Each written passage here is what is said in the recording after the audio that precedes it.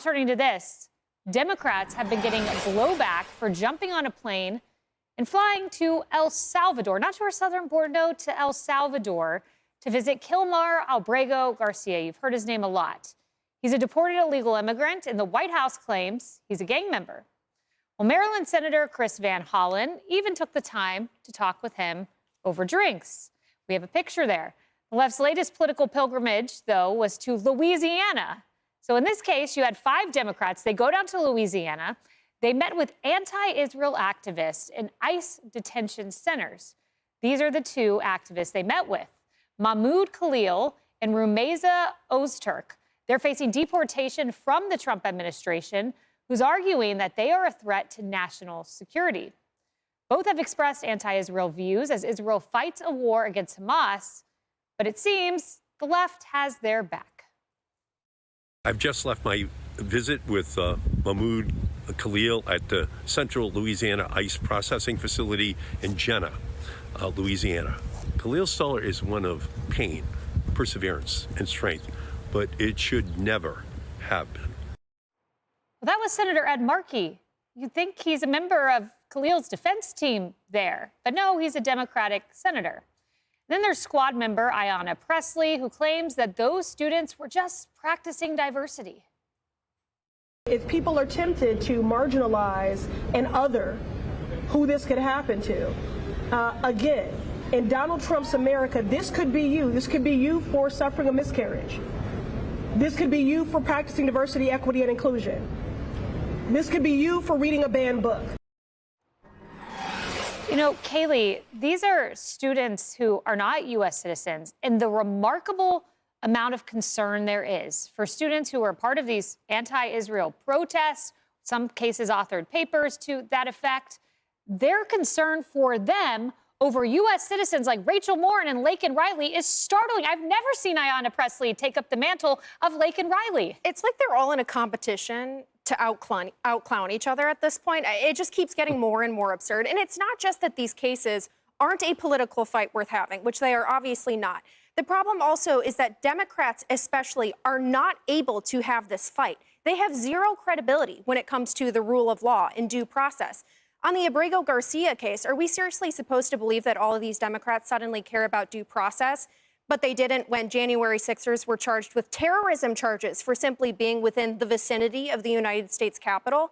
And where is the supposed concern now from Democrats about the sanctuary cities and states that are violating due process and violating the rule of law actively? I don't see them talking about any of those districts at all.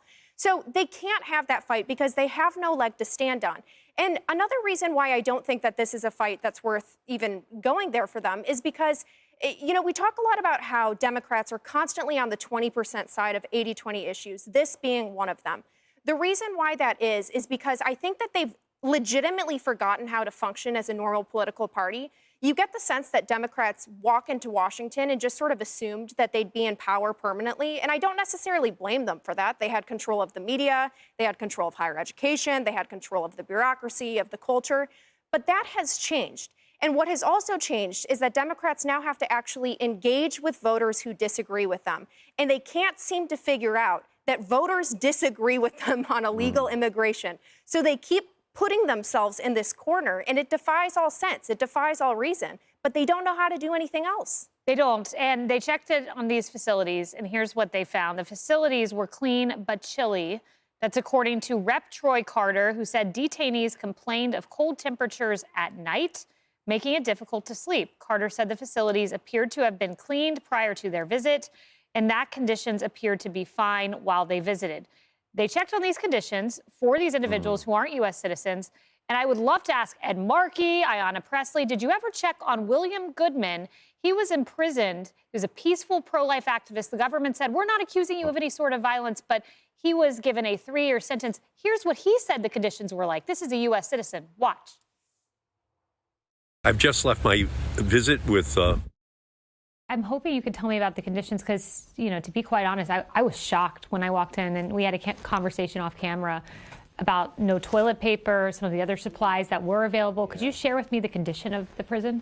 Yeah, where I was in Bravo unit, it was actually a unit that had been condemned, and not all of our showers worked. There was backups in the plumbing with sewage coming out. Sometimes the heat wasn't working. Guys were wearing full jackets, parkas, hats, and gloves in the unit, not able to sleep. You know, it was appalling. We went over 2 weeks without toilet paper. And some of the guys mentioned that some of the men who were there with gender dysphoria wearing dresses, they could get mascara, lipstick, and perfume, but we couldn't even get toilet paper or basic needs. So there was a lot of neglect. Senator Markey, Lisa, never checked on William Goodman.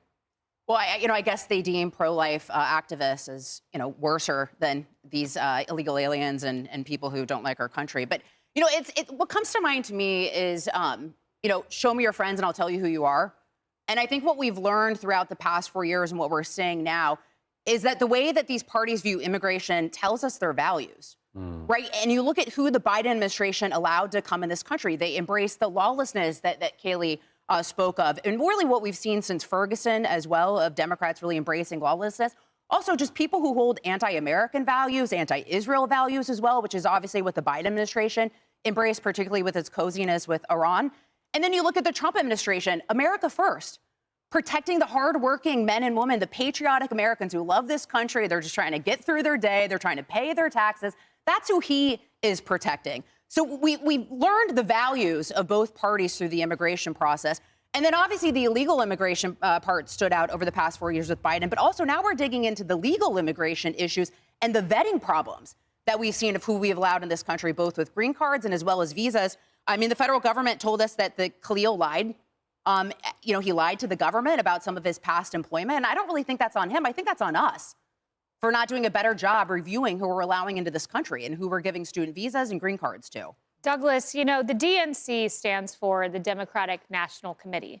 But I suggested to Jesse last night, maybe they should be defending non-citizens. They wouldn't have to change their acronym. They could remain the DNC, but it would be more apropos and more accurate description of what the Democrat Party is up to these days. It's pretty amazing, I have to say.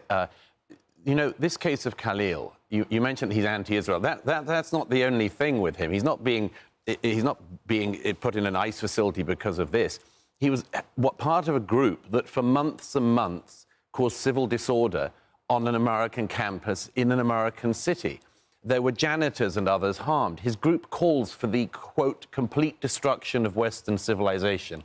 I would think if you're a visitor to a country on a green card or a visa, you might not try to overthrow the country you're in or say you want to destroy the civilization. You might just hold back a bit. But the other thing is, and I really need to say this because this book I've just published on democracies and death cults is about the last 18 months of war, the aftermath of October the 7th. I'll tell you one person that none of these Democrats have wanted to go and see. Khalil is meant to be going for due process at some point in New Jersey. No Democrat to date that I know of has said that they want to go and visit Edan Alexander, a 21-year-old who was born in New Jersey and has spent the last 18 months actually in the cold, actually kidnapped, actually in captivity in Gaza, held by Hamas. He's still there. He's still there. And every hour and every minute I hear people talking about Mahmoud Khalil taking advantage of this country's generosity. I wish I'd have heard any of these people talk about Edan Alexander or the other American and Israeli hostages still being held in actual captivity with no due process, no rule of law, and being tortured on a daily basis. I would hear this from the Democrats about Khalil if they'd ever gone into this. I'm Steve Doocy. I'm Brian Kilmeade. And I'm Ainsley Earhart. And click here to subscribe to the Fox News YouTube page to catch our hottest interviews and most compelling analysis.